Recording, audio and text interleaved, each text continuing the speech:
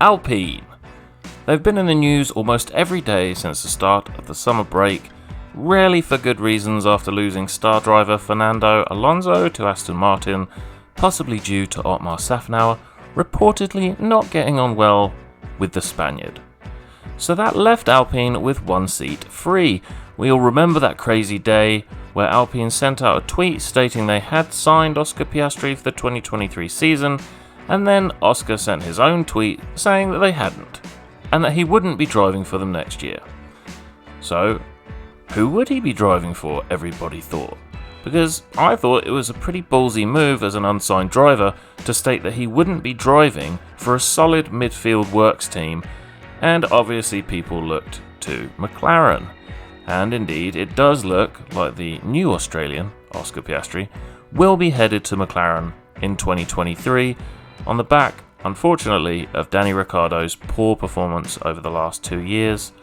Now, I know what some of y'all will be asking, but didn't Danny sign a contract just a few months ago? And I'm sure Oscar was under contract with Alpine. And the answer, in short, to both of these questions is yes. Kind of yes, but not yes.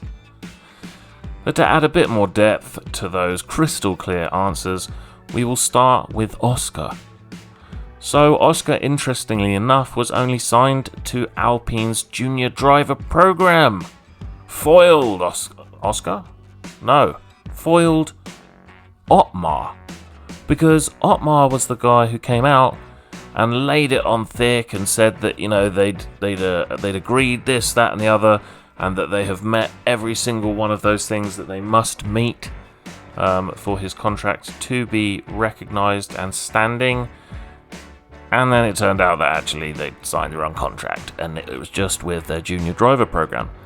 McLaren has checked with F1 CRB, which is their contract recognition board, and yep, the CRB has said correct. Oscar is under no contract. So that's interesting. And hopefully that should clear things up. And then back to McLaren. Danny Ricciardo did sign a new contract, but as with many contracts, and I think this is something some new fans might not know, is that contracts can pretty easily be ended by either party. Whoever wants out of the contract essentially says to the other party involved, how much would it take for us to accept this contract is ended? And the other party says, 20 million.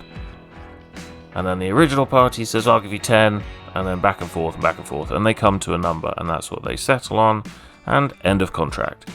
And as far as we know at the moment, the Daniel Ricciardo legal team have said they would like around $21 million US.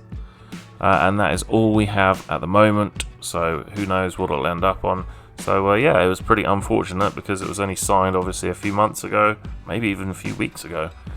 So in F1, as in all sports, if you see your favourite driver has signed a contract for the next 4 years, it really doesn't mean that. A lot of people said about Lando when he signed that really long contract with McLaren, wow, aren't you kind of pinning yourself down a bit?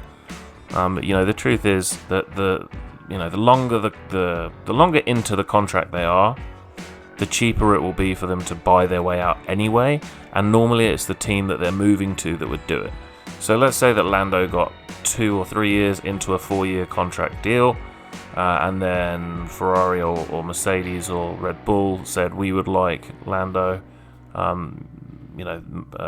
McLaren might say, well, we want 7 million or we want 12 million. They would argue over it, and then his new team would pay that. But there you go. So hopefully that makes things as clear as mud. And if you like what we do, leave a thumbs up and subscribe if you haven't already. And until next time.